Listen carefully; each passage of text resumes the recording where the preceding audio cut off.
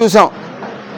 సుబ్బారెడ్డి గారి భార్య సతీమణి జగన్ రెడ్డి రక్షక గోవిందా అని చెప్పి మాట్లాడటం చూసాం. ఆ శ్రీవారు విన్నారు. విని ఆయన రక్షకుని కాకుండా భిక్షకుని చేశారు.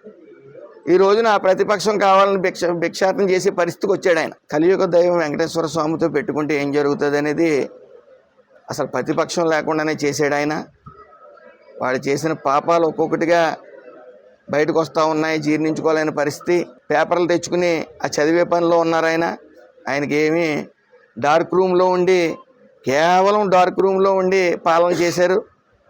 2, 3, 4 పాలన చేసి గతంలో వైఎస్ రాజశేఖర రెడ్డి గారు అది 7 కొండలు కాదు 5 కొండలు అని చెప్పి వితండవాదన వాదించడం మీ అందరికీ తెలిసిందే.